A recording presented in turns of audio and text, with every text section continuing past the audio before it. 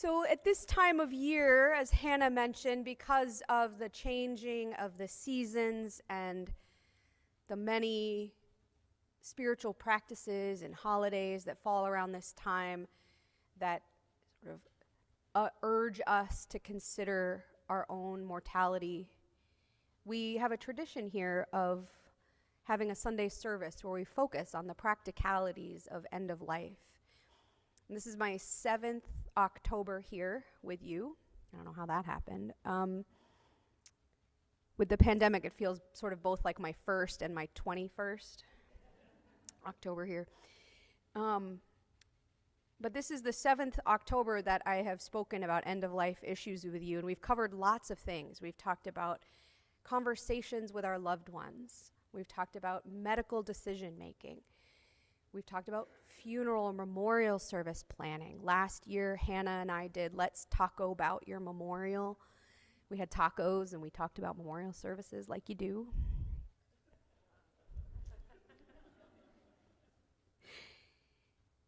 But today we're talking about disposition planning. What do we do with our bodies? So my joke with my family, well, really my joke that my family has with me is that I always say I want to donate my organs, and if you know anything about me at all, you know that I have a lot of medical problems. I mean, like, feel like they don't want your organs.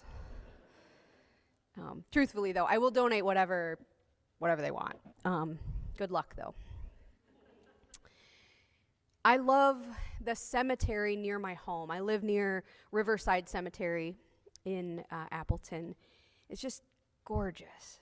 And both my boys have learned to ride their bikes there. It's a quiet place. It's an easy place to teach a child to ride their bike.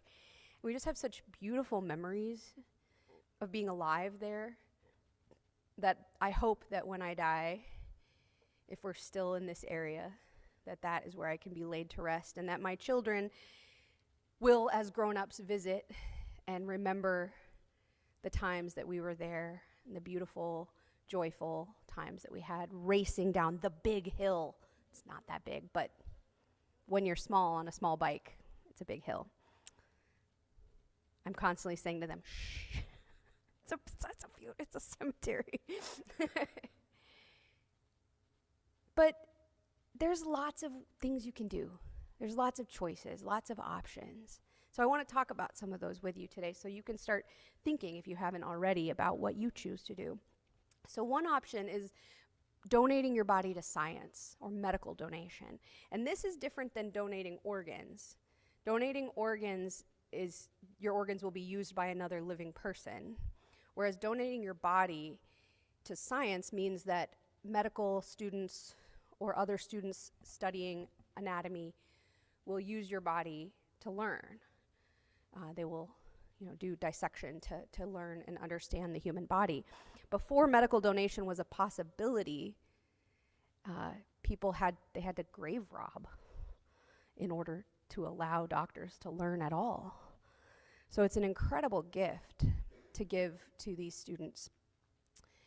The UW-Madison School of Medicine and Public Health has a medical donation program. You can go on their website, a simple Google search. They have a registration program where you would register in advance.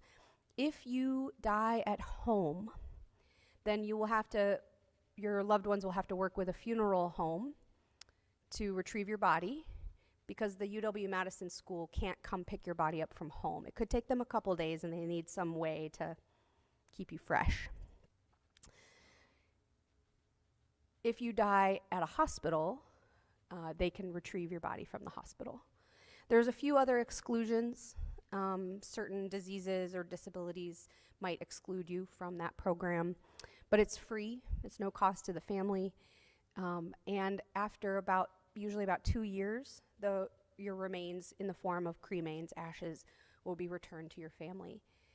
I have a good friend who was studying medicine at the University of Chicago when I was in seminary, and they did a memorial service at the end of their gross anatomy class to honor the people whose bodies they had used and learned on all semester. And she came to me and asked for some good UU readings for this, because she was representing the Unitarian Universalists of the medical school at this memorial service, and just gave me a lot of peace to know that these bodies are treated with dignity. So if that is your choice, you can register through UW-Madison School. Another option for your body is burial. And when we think about burial, we often think of traditional burial, where your body is embalmed with chemicals to keep it from decomposing, or at least quickly, and placed in a coffin, placed in the ground, and usually the hole in the ground has some sort of vault, which typically is lined with concrete or metal. All of those are to prevent the quick decomposition of the body, which some people want. Some people would prefer to just go into the ground, and that is typically referred to as green burial in the United States. And green burial can mean many, many things. It can mean being put in a coffin without embalming and put in a vault where there's some holes drilled in the bottom to allow a little bit more air and movement. It could mean a shroud, a simple shroud straight in the ground. It can mean a wide range of things. Different cemeteries have different rules about what they call green burial, so you'll want to check and find out what their practices are. There is a cemetery near Madison, Wisconsin, called Natural Path Sanctuary, and it is a fully green cemetery. So they only do green burial there, and they do this sort of as green as you go, shroud, simple pine coffin with holes in it into the ground with no vault. Another option for your body is cremation. So traditional cremation uses high heat, fire, and family are often invited to come be a part of the very last moments before the body is cremated, if they so choose. They don't have to. And once the body is cremated, then the remains, there's some bones that don't turn to ash, so those have to be sort of crushed up, and you receive a box with a plastic bag of cremains. So if you've never received the cremains of a loved one, that's sometimes a little bit startling. Like, really? It's in a plastic bag? It just feels a little weird, right? This person that was like big is now not. You can bury those ashes, or you can scatter them. And in the state of Wisconsin, it's legal to scatter ashes on any private property as long as you have permission. You can scatter it on your own property, your own, camp, cabin up north, anywhere you like. If it's someone else's private property, ask first. Human cremains have a very, a pH that does not play well with a lot of plants. So a scattering needs to be sort of spread out. If you just dump them all right at the foot of your favorite bush, it's probably not going to go well for that bush. What was that? Yeah, they tend to be high in phosphorus. So scatter them around. And in the state of Wisconsin, it is not legal to scatter ashes in public waterways, so the public lakes or rivers. That's not to say that people don't do it, just do it quietly. Your minister did not tell you to break the law, I promise. But at the 9 a.m. service, we had like 6 stories of people who were like, well, we did this when we put our grandma in the river. Here at the fellowship, we do not bury any remains. We do not bury bodies, nor do we bury ashes. One of the main reasons for that is because we don't know what's going to come of this property. We don't know if we're going to need to expand our building or if we're going to have to move at some point in the long distant future. And we don't want to make promises. This is not a cemetery. We don't want to make promises that the remains will be exactly where you left them. For the same reason, we don't allow the planting of memorial plants or trees, because we don't know if we'll have to cut that tree down to expand our RE wing or something else. And we don't want people being heartbroken about the loss of something that was in memory of someone they loved. That being said, we do allow the scattering of ashes on our property. And we've had people scatter the ashes of their loved ones out by the pond in the front. And also out here in our native gardens or out by the Kopiafa out here. But until today, we have not had anywhere to name the people who are scattered out there. They were scattered and then they were sort of lost to memory.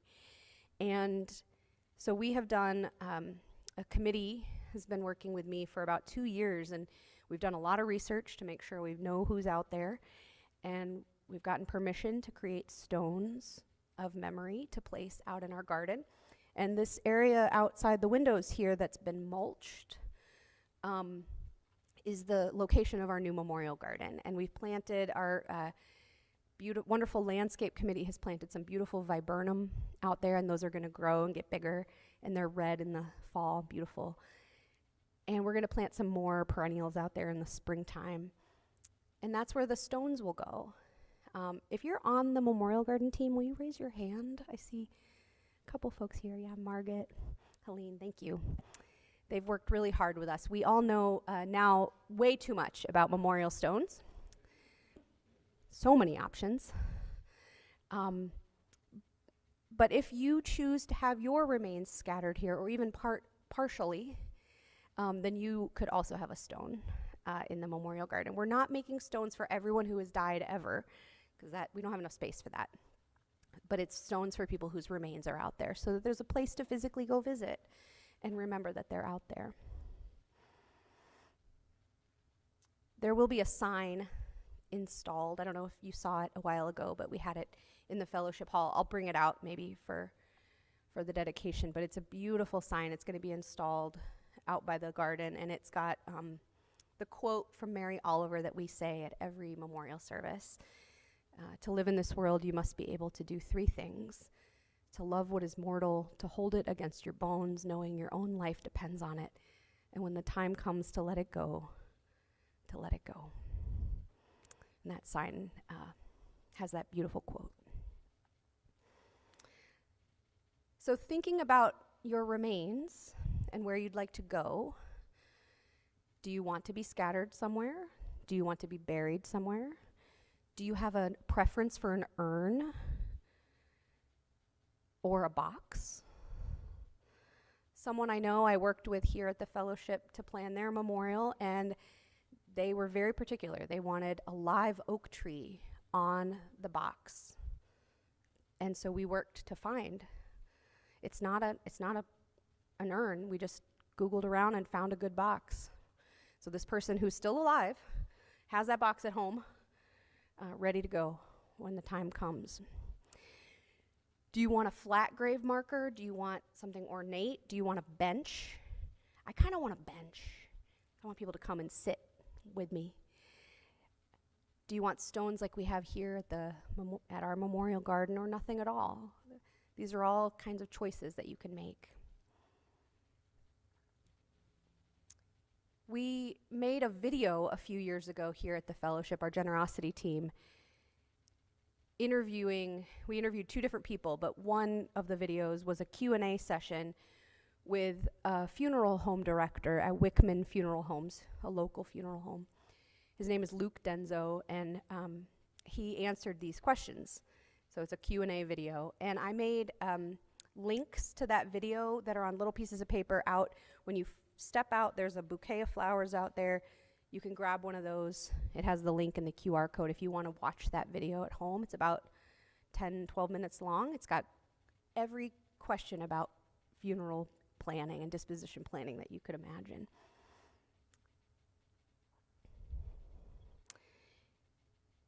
If your next of kin is someone that you do not want making disposition plans for you, then you need to fill out a form saying who you do want to make disposition plans for you. The state of Wisconsin defaults to your next of kin. So that's your spouse or child or parent, and that person might no longer be the person you want making these decisions. And so if you need to fill out this authorization for final disposition, I have some copies out on that same table with the bouquet. And I also, if I run out of copies, I have little sheets with a QR code on it so you can access those on your own time, and they do need to be notarized. So if you have all your intentions written down, but you do not have that form, your next of kin can make whatever decision they want. So I want you to be prepared legally for what you need. And you can keep that form in your end-of-life file. Make sure someone knows where that file is. It can have all your documents about medical care at the end of life, things like that, living will. You can also leave those documents here with us. We have a place in our office where we keep memorial plans, end-of-life documents. And so when the time comes and someone has to call the fellowship and say, my mom died in the night, we can say, we have everything here that they need. And that's such a gift. It's such a beautiful thing. And since we've been doing these services, more and more people have made the effort to make a file with us. You can always change what's in your file. You can do that. I've got my memorial plans in there. I'm sure they'll change, I hope. But you never know. You never know when your time is up, right? So recognizing that we have the ability here to hold that for you is just such a gift. And when we have people who die and we're able to pull that file and say to their loved ones, we've got it all right here, they're like, oh, whew, thanks, Mom. Nobody ever says, oh man, I wish that they had made less plans. No one. If you need help thinking about some of these questions and some of these issues, this coming Thursday, October 26th, Reverend Hannah and our care team are going to be hosting a dinner here at the fellowship this Thursday, and it's all about end-of-life issues. So come and talk with her or make an appointment with one of us. We want to help make this easier for you. That's our goal. But whatever you do, please do make a plan. And do tell people. One of the reasons we do this service at this time of year is two reasons. One is because All Souls, All Saints, Dia de los Muertos, Halloween makes us sort of think about death, but also because Thanksgiving is coming. And hopefully you'll see people, you'll see your friends or family at that time, and that is a great time over pumpkin pie to let everyone know that you want to be cremated when you die. I mean, you're right. Yeah, pass the gravy, put me in an urn. Just let everybody know while they're all at the table. People often will say, I don't care. I'm not even going to be here. Do what you want. Do a memorial. Don't do a memorial. I promise you, as someone who works with the people who are left when you're gone, they want a plan. It makes their lives easier. It allows them, frees them to do the work of grief instead of the work of bureaucracy and decision making. So please do make your folder. Let us know if we can help. There are forms on our website to make it as easy as possible for you. But this is one of the most loving and kind things you can do for the people you leave behind. Amen.